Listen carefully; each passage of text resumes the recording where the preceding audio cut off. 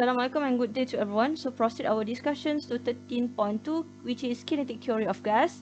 So we are going to state a few assumptions on kinetic theory of gases. We are going to discuss root mean square speed of the gas, and then we are going to talk about two equations related to VRMS. Okay, start our discussion with kinetic theory of the gases. Why we need kinetic theory of gases? It is actually relates the macroscopic property of the gases. Apa tu macroscopic property? Sebenarnya macroscopic quantity, which is yang kita dah cerita sebelum ini dalam ideal gas equation, which is pressure, temperature, volume or internal temperature. And then we are going to relate to the microscopic property of the gas. Microscopic tu sebenarnya apa? Kita nak tengok property of the gas in terms of the motions of the molecules or atoms of the gas. So basically kita nak cuba relate daripada macroscopic to microscopic property of the gases. Okay? Okay, so there are few assumptions we made on the kinetic theory of the gases. So kita tahu atoms or particles of the gases, dia duduk jauh-jauh dan dia move freely. So there are a few assumptions we made on the molecules of the gases. Firstly, we said that all gases are made up of the identical atoms or molecules. Maksudnya kita assume molecules ataupun atom of the gas adalah lebih kurang sama. Identical tu samalah. Okay. And second, all atoms or molecules are inconstant or move randomly, colliding each other and with the walls of the container. Maksudnya dia akan move freely in any directions with any speed. Dan dia akan collide dengan dinding of the container. Dan kita assume all the collisions are perfectly elastic collisions. So dia tak akan ada inelastic lah. Maksudnya dia berlanggar dan dia akan jalan sama-sama after that. Tak, dia akan move freely. Langgar pergi. Okay. Number 4, the volume of the atoms or molecule is negligible. Kita tak bother tentang volumes of the atom ataupun molecules, tetapi kita just consider the volume of the container ataupun volume yang occupied by the gas. Okay.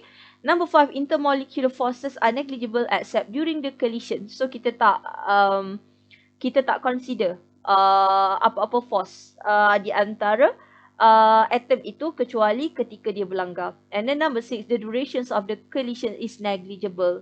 So kita ignore, compare with the time spent travelling between the collision. Yang tu lebih kita ambil kisah. So maksudnya 1 to 6 you have to remember about the assumptions made on the gases. Okay? Okay, so kita tahu bila gas tu berlanggar antara satu sama lain, of course they will have their own velocity. So velocity means when we talk about the velocity, means we consider both speed and the directions.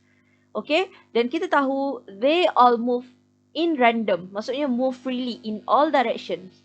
So dia kata gas molecules move in opposite directions, have velocities of the opposite sign. So kita tahu kalau sebelum ni lah, okay, contohlah first, so dia mula bergerak ke kanan with velocity contohlah 180 meter per second for example. And then after that, it move to the left. So bila left, kita akan tukar dia punya sign convention because we are talking about the velocity considering the direction. So if you want to calculate for the velocities, you will end up by 0. So it doesn't helpful. It's not help you at all. Tak help lah. Okay, kita nak kira berapa velocity ni, total velocity of the gas. Tetapi bila kita consider the direction, okay, by considering the sign convention, we end up the average velocity untuk satu molekul would be 0.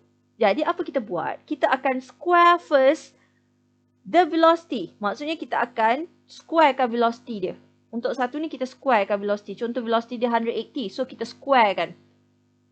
Okay, supaya kita dapat nilai positif.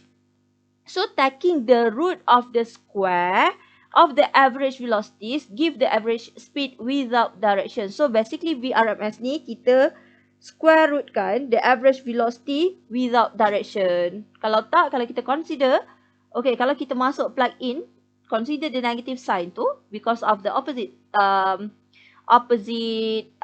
side of the collision.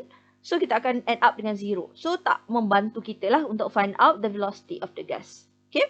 So nak cari VRMS. Okay.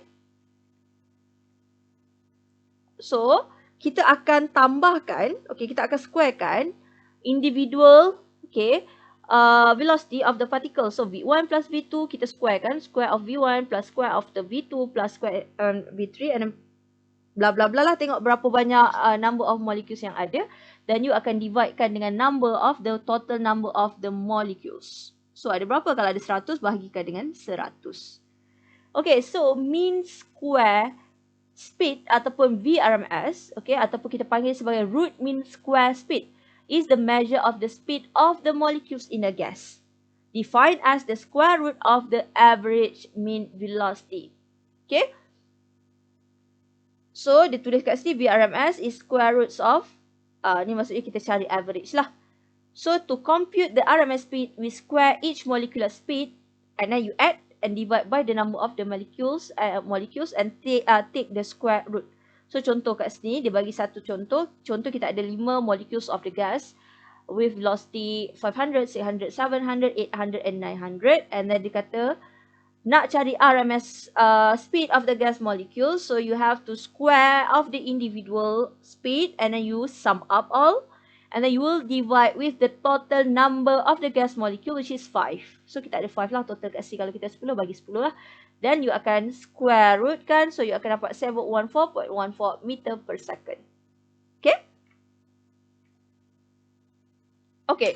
So dia kata, according to the kinetic theory of the gases, gas pressure is the result of the collisions of large number of molecules on the wall of the container. So kita tahu bila molecules tu bergerak dengan random in all direction, it will collide with the wall of the container.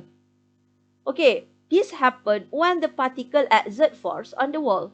Bila particle tu exert force per unit area, per unit area of the wall, so kita boleh kira dia punya pressure lah. So the force exerted over a unit area by all gas molecules as they hitting the wall of the container around them is pressure. Okay?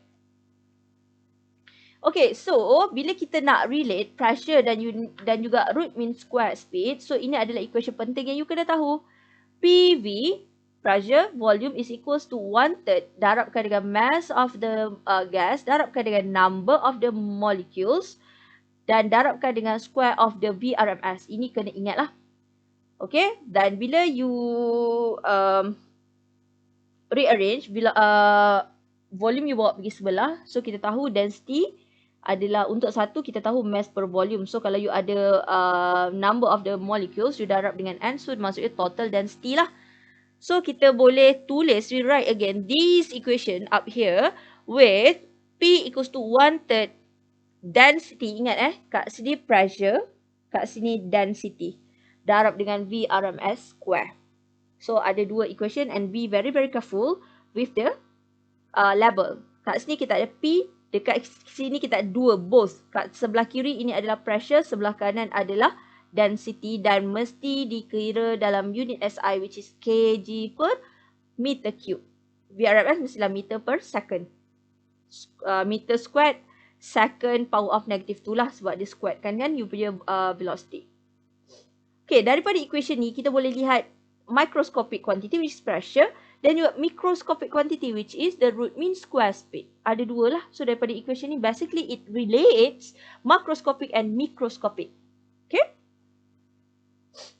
Okay. Next, RMS speed kita boleh relate juga dengan temperature. Macam mana kita nak relate? So kita tahu sebelum ini ideal gas equation PV equals to NKT. Yang ini adalah second equation yang kita guna Boltzmann constant.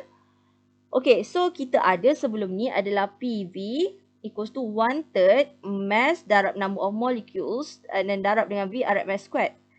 Then you boleh equalize, okay, these two. Then you will end up dengan NKT equals to 1/3 mass times dengan number of molecules VRMS squared. Okay, you rearrange dan you end up, you punya equation VRMS sama dengan square root 3kT over mass. Yang ni mass mass of molecules. Okay. Dalam kg. Ataupun you boleh rewrite, you punya equation VRMS equals to square root 3RT over M besar. M besar ni apa? Molar mass. Okay. Dan mesti dalam kg per mol. Okay, ni perlu tahu tak? Tak perlu tahu, tetapi equation BRMS macam mana you nak kira ni, you kena tahulah ada dua. So, kalau dalam soalan dia beri mass, you guna 3kT over m square root. Kalau dalam soalan dia bagi molar mass, so you akan guna 3R T over molar mass. M besar dengan M kecil tu, you have to differentiate. Dan juga Boltzmann constant dengan you punya gas constant R kat sini. So, kena berhati-hati ya. Constant mana yang you nak guna. Okay? Okay. So, daripada dua equation yang kita dapat tadi, kita boleh katakan bahawa VRMS kita adalah directly proportional to the square of the temperature dan inversely proportional to the molar mass. So, maksudnya kita boleh katakan apa? Bila you heat up the gas, kita increase temperature. So, gas akan getting faster lah kan, dia akan bergerak semakin laju. So basically kita tengah increase dia punya RMS speed. So kalau you ada lighter molecules yang lebih ringan, so you boleh katakan bahawa lebih lajulah objek yang ringan itu bergerak compare dengan heavier one. Okay, so that's all for this video and thank you very much.